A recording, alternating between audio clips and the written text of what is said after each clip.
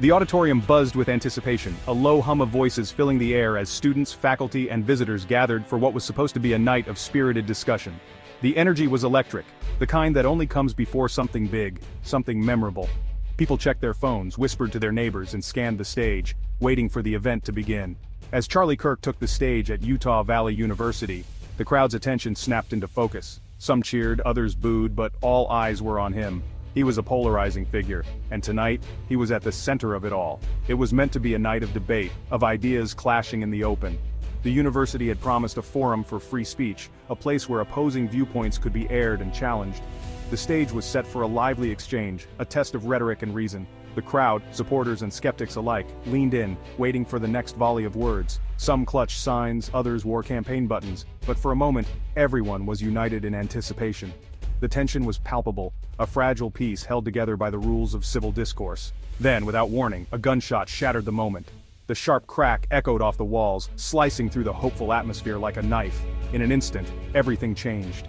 Panic erupted instantly. Screams replaced cheers as people dove for cover, scrambling beneath seats and behind barriers. The orderly rows of the auditorium dissolved into chaos, fear overtaking reason as the reality of violence set in. Security rushed the stage, their shouts barely audible over the din. In seconds, the sense of safety that had filled the room was gone, replaced by confusion and terror.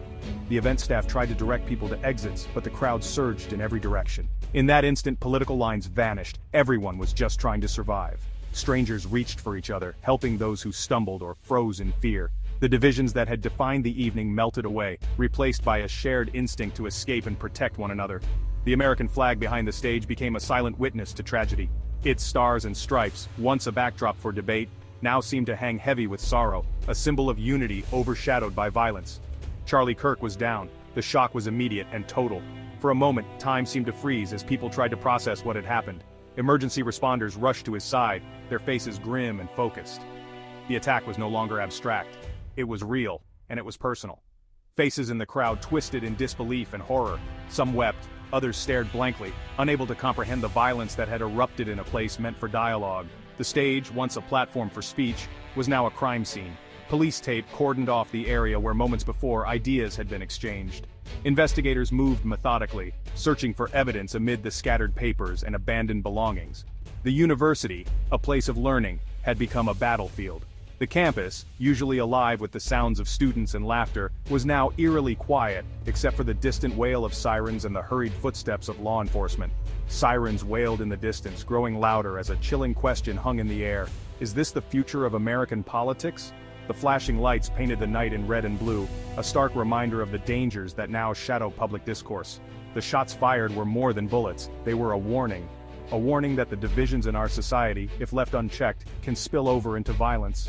The evidence was there in the shattered walls and the spent casings, a grim testament to the cost of hatred and fear. The silence that followed was heavier than any words. In the aftermath, people gathered outside, some embracing, others simply staring at the building in disbelief. The auditorium, once filled with the promise of debate, now stood empty, a stark reminder of how quickly everything can change. The echoes of that night would linger, a somber call to reflect on what we value and what we risk losing.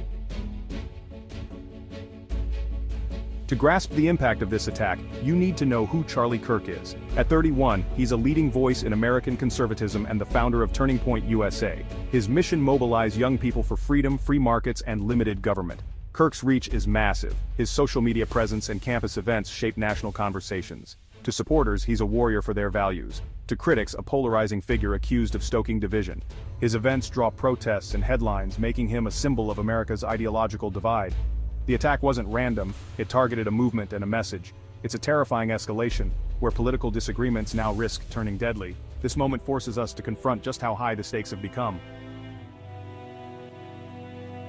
In the aftermath, confusion reigned. The campus, once alive with the ordinary bustle of student life, was now transformed into a scene of chaos and fear. Sirens pierced the night, their wails echoing off the brick walls as students and faculty poured out of buildings searching for safety and answers. The air was thick with uncertainty, every face etched with shock and disbelief. News alerts blared across every screen, shots fired at Charlie Kirk event. The headlines scrolled relentlessly, each update more alarming than the last. Reports quickly surfaced that Kirk had been injured, sending shockwaves through the campus and beyond. The story dominated the airwaves, interrupting regular programming and capturing the nation's attention. Social media exploded with shaky videos and frantic updates. Within minutes, hashtags trended worldwide as eyewitnesses uploaded raw, unfiltered footage. The world watched in real time as confusion and panic unfolded, every angle captured by trembling hands desperate to document the unfolding tragedy. The university went into lockdown. Students and faculty hid, waiting for answers. Classrooms became shelters, lights dimmed and doors barricaded.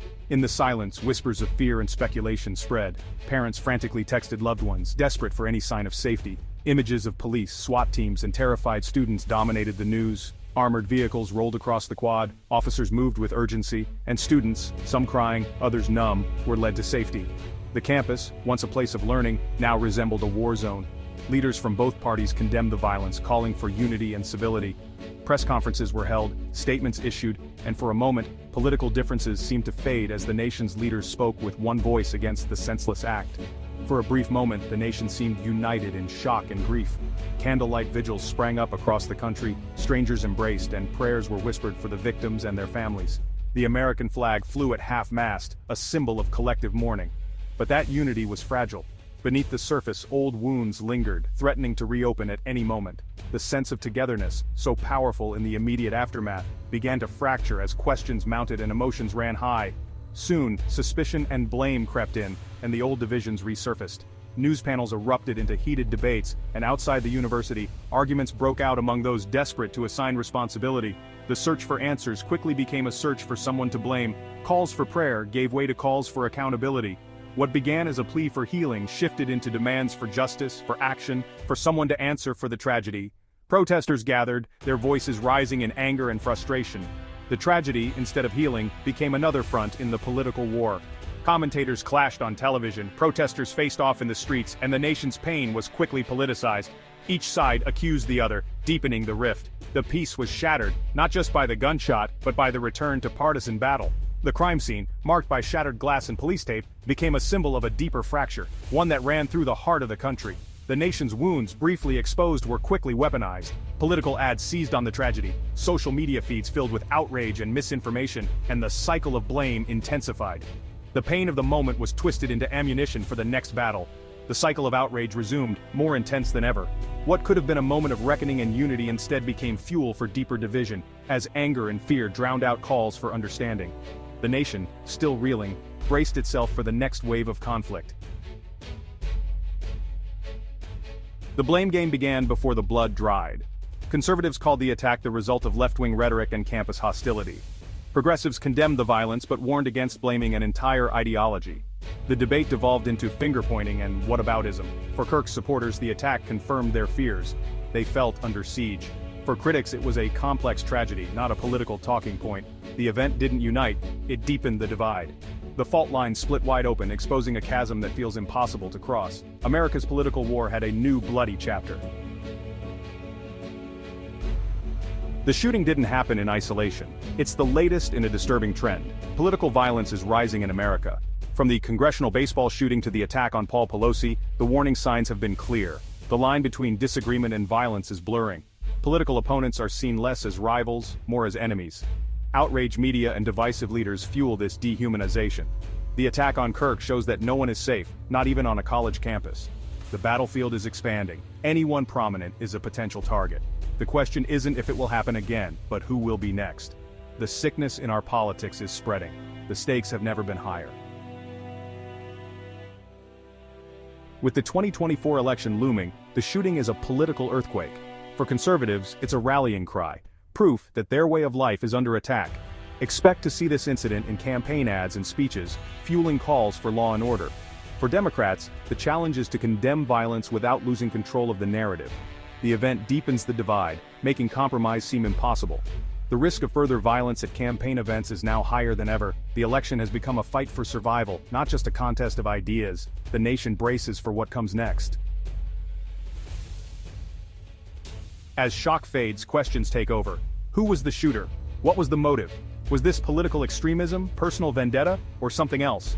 Every detail will be scrutinized: social media, affiliations, history. Security failures will be investigated, and every public event will rethink its protocols. The freedom to assemble depends on feeling safe.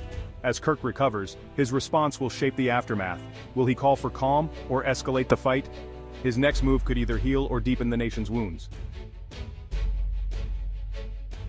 The horror is magnified by the setting, a college campus. Universities are meant to be sanctuaries for debate and learning. The shooting shatters that ideal, turning a place of education into a crime scene. Years of tension over free speech have made campuses ideological battlegrounds. Now violence is no longer theoretical, it's real. Security will tighten, open campuses will become fortified, and spontaneous debate will suffer. The cost of hosting controversial speakers will rise. Many schools may simply stop trying. The result, less speech, more fear. The attack will have a chilling effect on campus life nationwide. The freedom to debate is under threat. The purpose of higher education is at risk. This isn't just about Charlie Kirk or one university. It's not about a single event, a single speaker, or even a single ideology. What's happening on campuses and in our communities is a reflection of something much bigger, a struggle that touches every American, whether we realize it or not. These moments are symptoms of deeper questions about who we are and who we want to become as a nation. It's about the soul of the nation, about whether we resolve differences with words or violence. Every time we see a flag at half-mast or a community divided, we're reminded that our choices matter. Will we meet disagreement with open minds or with closed fists?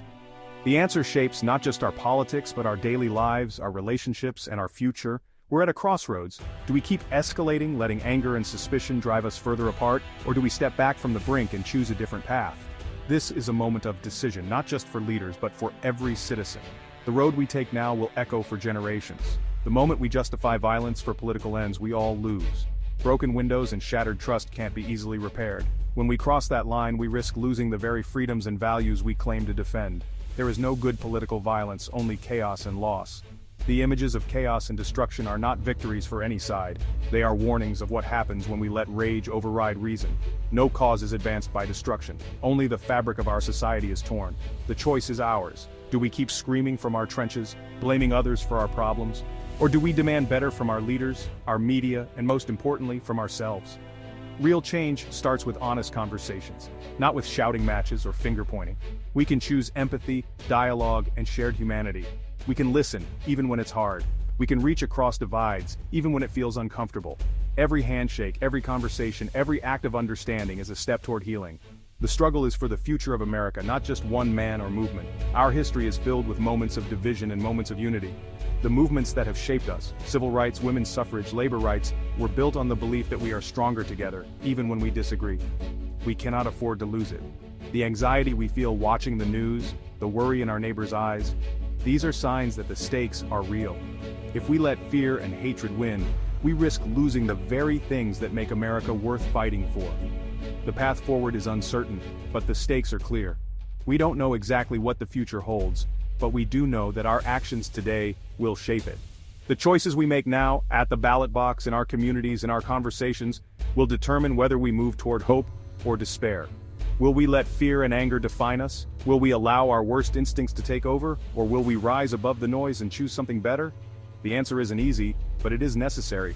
Or will we reclaim the promise of democracy? Will we show up, speak out, and participate in the hard work of building a more perfect union? Democracy isn't just a system, it's a promise we make to each other, every day.